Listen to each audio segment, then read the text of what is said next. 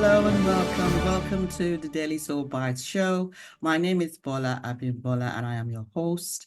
And this is the show where we have our expert authors and coaches and entrepreneurs sharing their insights and concepts that really help us to foster good relationships with ourselves and with with those around us in business and in our personal lives, and also about expanding collective consciousness. And I'm so glad, so excited to have with me today Georgia Fausther, who is based in Hawaii. And Georgia will be telling us about the steps to ancestral healing. And I'll read a bit about Georgia before we start. Georgia is an ancestral healer, an ancestral channel healer, and she's an expert in ancestral healing, helping her clients alchemize trauma and negativity in their lives. Her organization is called Three Hearts Aligned. And I welcome you. I welcome you, Georgia. Thank you for joining me. Thank you. Thank you for having me. Thank you so much. What is ancestral healing and what are the steps that we all need to take to actually embody and make some progress in ancestral healing, because we cannot avoid ancestral healing. It's in our DNA. These are the imprints from our grandparents and so we do need to acknowledge this, and it'll be good to hear more about it from your expert perspective. Thank you. First of all, I feel like ancestral healing is really the way to create a good foundation for yourself, right? Also, the way to ensure that that foundation lasts for generations and generations to come. When we talk about ancestral healing, it's about healing the things that our ancestors and the people before us couldn't really heal themselves all the way. So they fell into, our generation. And now it's sort of our turn to be like, okay, it stops here.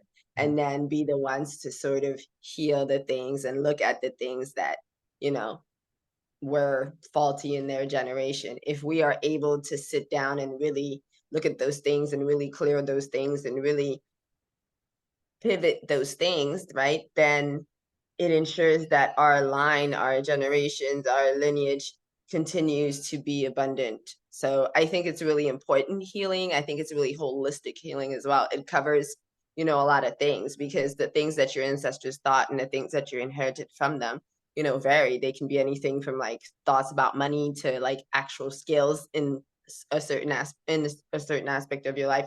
It really varies. So when you talk about looking at the ancestral healing and the things that caused their generation and, to sort of not be as bold or to step back, there's plenty of things. And a lot of times in our generation, we're like, oh, we're just going to manifest, we're just going to clear this and clear that. And we don't realize that, like, part of why we're not getting there is because that basis is still, or that foundation is still a little faulty. So you need to go Mhm. back to the foundation and really be able to shift that and clear those things. Mm. Oh, that's powerful, because you have the links to the past. Some are powerful and empowering, and some are disempowering. Yeah. I want to say that some of our ancestors have left us with imprints that are powerful, as well as imprints that are not so powerful, really disempower us. And I love the way you say that they have done a lot of work. We are standing on their shoulders, and they have done a lot of work to get us to this point, and we're now moving it forward, because we will also become ancestors to our children. So, and Yes, all the work that indeed. we That's are doing now is really about what are we handing over to them. And I remember my mother saying to me, no matter how perfect you think you are, your son is going to turn back and say, you did this and you did that. yes, that's very true. Yeah, those great African proverbs where you think about it and you're like, you know what? You were very right about that. Yeah, they fill our generations, right? From the things that we heard from our mothers and fathers, the things that we heard from our grandparents, and all of those things really create like who we are. Right. And that's a good thing, because now we can stand on something. We have the cultural background, we have the space, but also, right, the things that they thought then don't necessarily align to the life that you're living now, right? Certain Mm. things are no longer the same. Certain things are better. Certain things might be worse. But so those are like when you start to really look into those things and align those things, those are the things that create the generational healing. And you're right, that is a point that a lot of people forget. I get a lot of people who want to connect to ancestors and forget that, like, that journey sometimes, yeah, you can discover disempowering stuff. But, it's like when a kid finds out like their parent is human, like our ancestors were human, they did things. Yeah, they got into, trouble in some ways. They, might have thought the wrong thing or done the wrong things, but that doesn't mean that they didn't have, good heart. And that doesn't mean that, they didn't pass on a lot of things. Like, Yeah. prime example, the person I work with now spiritually is my grandmother. And my grandmother came to work with me spiritually because she had indeed done some not so great things in our line before. But she came to work with me spiritually so that I could be the person to clear those things, right? So that they would be cleared for my line. So Mm. sometimes it happens that way, they really like, if you start to work with them, they really will like try and help you fix it. But they are human. There are things that they may have done that you'd find out and be like, what? But that's Yeah. also why you have those conversations, right? Then with the members of your family and things like that. That's another good thing about ancestral healing is it really helps you get those pieces about yourself, because you end up having those conversations, or you end up discovering those things where like, what? My grandma did what? Oh, I do this now. Or, if there's an issue in your family and you start ancestral healing, eventually you'll have to talk about it. And those kind of things really sort of also are the conversations that heal, right? And tell us the steps, break down the steps. If I want to start generational healing, for instance, or ancestral healing, how do I start? What are the steps? I think the first step, right, is to recognize the things in the generation or the things from the previous generation. One of the things that I started to realize is sort of my life is sort of parts of my life were happening like parts of my mother's life. And I thought, huh. And then, from then on, I really started to connect into, okay, what are the things from that generation that I'm still holding on to? Or what are the things from that generation that I ended up, inheriting? Recognize the correlations. Wow, that's big. Mhm. Mm. Yeah, that's a big thing, recognizing the patterns. Once you start to Yeah. see the patterns, then you can really see like where they come from, because it'll be really obvious. Eventually you'll be like, oh, this is from when and then you're able to really just shift it. So I think step one is recognizing the patterns. I think step two is also, being willing and able to make that journey. There are people who, sometimes can be scared of what they will encounter on their journey. And so it's harder, even though they recognize the pattern, for them to like go through the journey. So I Mm. think, be kind with yourself when it comes to that. Really, because opening takes time. It's a little by little thing. But, yeah, being kind to yourself throughout that process, I think is important. So recognizing, opening up, and being, willing to sort of shift, and then actually doing the shifting, because that will require you to sort of rewire your mind in a way. The things that you used to believe, maybe you don't believe them as much anymore. Or maybe you're like, okay, you make certain boundaries that you didn't make before. And that is what sort of, creates those good things in the line. You can be the person that starts to, make a new tradition for their family, one that doesn't involve whatever that was, those kind of things. I think it's really just important to feel your way into it. Ancestral healing for me was very much a feel into it things, like my ancestors made me do this and then do that, and overall then I saw the patterns and I was like, wow, this can really help a lot of things. But I had Mm. to sort of play with this and play with that, and in order to realize like this is really like part of everything in life, Mm. like the things that I used to believe were the things that they believed. And, I Mm. really had to be like, hey guys, this is no longer how this works. We're rich now, every day, all day. Yeah, because back then it was harder to get money. Now we're in 2023, and you have all this AI stuff and all this other things. You can make money easily, but back in the time of our ancestors, yes, it was harder. So I Yeah. can understand why they thought money is hard. But Mm. now that's not a belief we need to be having, right? So Mm. shifting those kind of things. Yeah. Mm. And being very open to the modality that you use. Because, see, I am a trauma recovery coach and I help my my clients to really master their emotions. And I have so many different modalities that I use. Could you tell us what modalities? Because the thing is, there must be certain modalities or certain techniques that, you know, people need to become much more open to using when they get to that step two, because they recognize the patterns, recognizing what is correlated. And once we begin to reflect, we will begin to see those patterns with our mothers, with our fathers, because we've got so many different lines. We've got the father line, the mother line, and then the mother's sister's line, the father's brother's line, and it's quite huge. And I'm sure there are some modalities that are much, much more effective when it comes to this than others. Could you tell us a bit about the modalities within that second step of Got being open and being kind and compassionate with self? What kind of modalities really work in that step? got you. So I actually created something called Ancestral Akashic, and it's a modality that I use, right? And it's something where it involves, like, instead of me going to the Akashic record to pull people's, records about family and ancestors, it just involves me like staying within what I call the ancestral river and Okay, essentially opening up that Akashic record and seeing all of okay, those things. okay. But as far as, I think ritual is very important, and ritual is something that people can do to fall back into those kind of things. And if people were more open to ritual, I think more things would flow in their lives. So when you ask me like physical modalities, other than, the Akashic record, the ancestral Akashic, I would definitely say rituals. Certain rituals are very important in sort of connecting you to the groundedness and the space that you need to make those things, those shifts happen, and also connecting you to sort of like the courage and the strength that you need. A lot of those rituals are rituals that your ancestors did as well. Like for me, one of the things that really started to open up my connection and to open up my healing was when I started to dance with my ancestors in the morning. Like I would call them forward and dance, but even Yeah. like when I didn't dance, it was very much an opening or an activating sort of thing.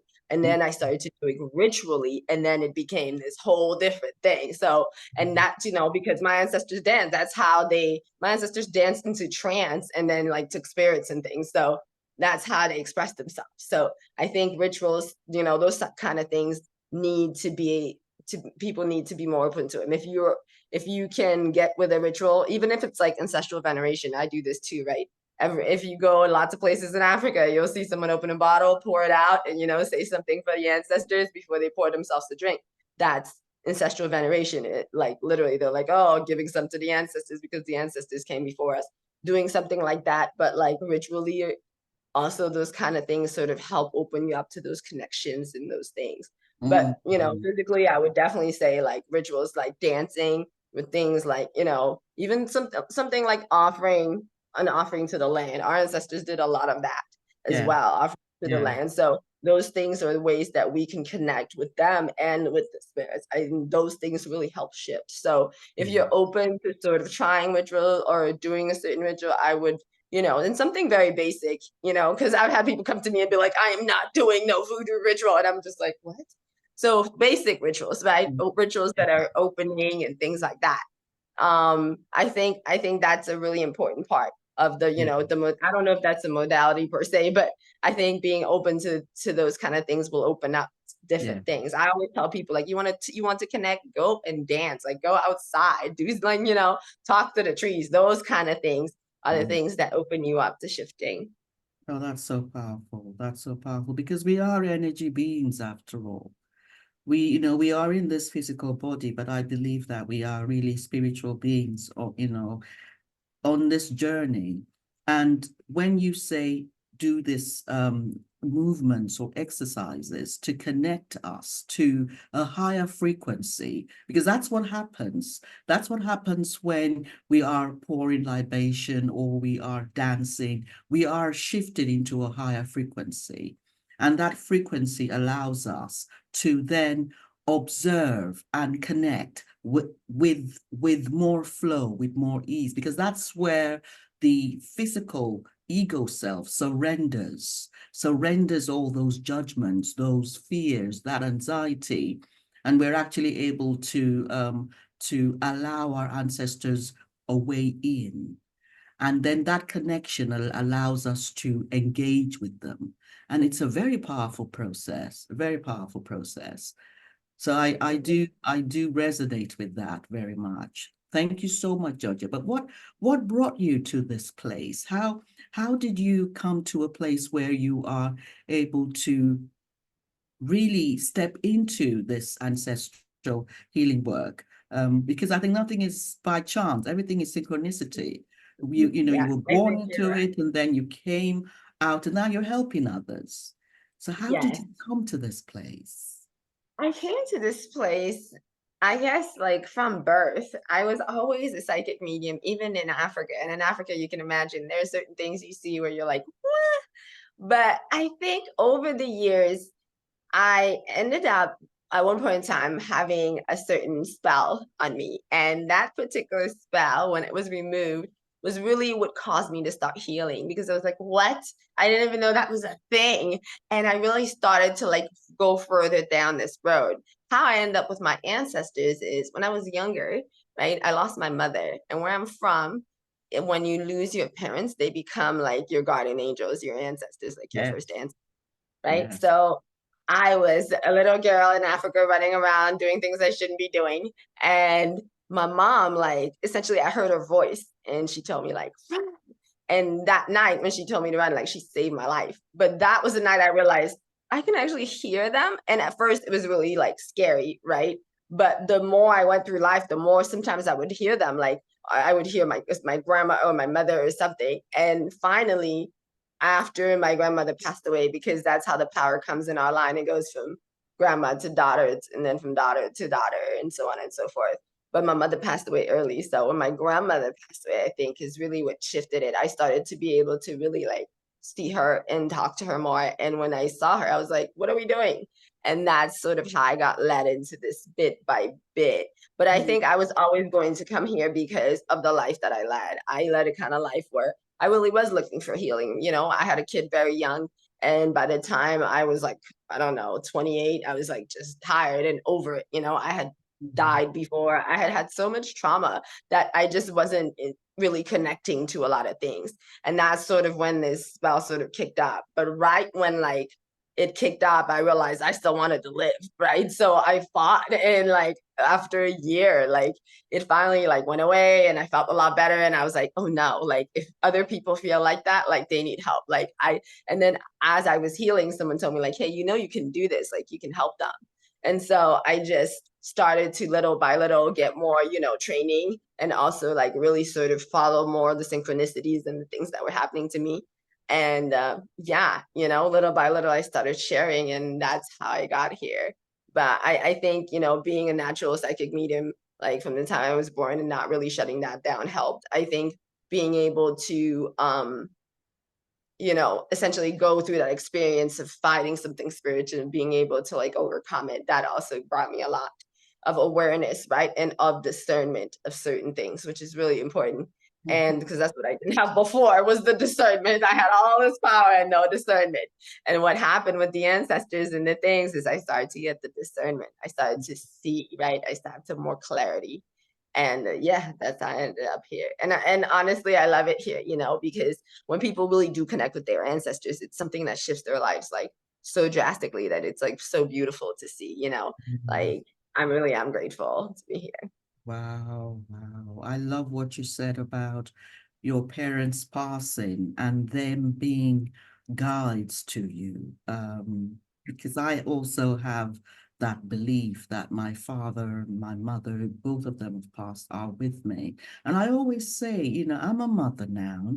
If I pass, all the investment I've put in those boys, am I going to just go away and leave them? No, heck no. It's not going to be that way.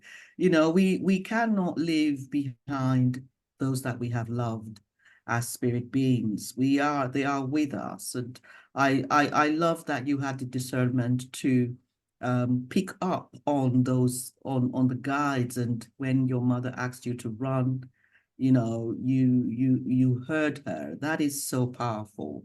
And so I'm really glad that you are now able to support others, because it's one thing for us to recover.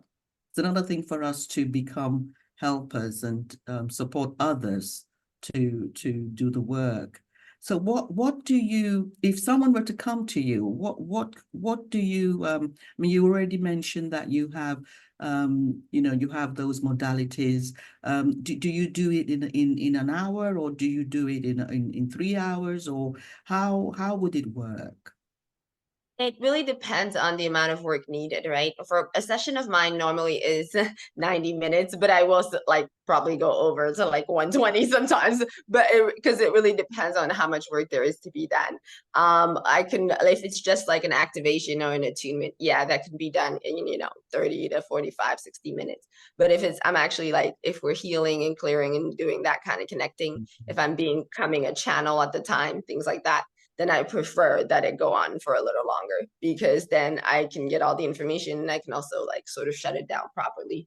Yeah, So yeah, it really depends. I've had people come to me, for healing with their mothers and their fathers and things like that. Those kind of things might take a little longer because there's a lot of healing messages and things that come through. But again, if it's, something simple like an ancestral activations, which I do a lot of, those things can be done within an hour. mm, So it really, and I do them virtually as well because it's all energy, right? I yeah, I do some, I have done some obviously here in Hawaii. There are clients of mine who have been like, "Hey, I'm on vacation in Hawaii. Like, do you want? Can I do an activation?" So those have been fun. Like I've done a few on the beach here, but yeah, I do them a lot on online as well because yeah, the energy reaches everywhere. beautiful, beautiful. Thank you so much, Georgia. And how can people reach you if they want to connect with you? I am on Instagram under Crystal Soul Creatress, and I'm also on Facebook under my name, Georgia Fausther.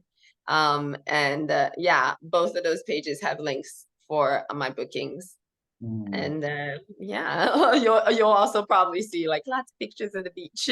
I'm always at the beach here. Like go outside. That's really another great thing. Ancestors love to connect outside, and that sort of energy, like we talked about, is really helpful. So I always send it through. I'm like, I'm at the beach, like I'm sending you guys energy.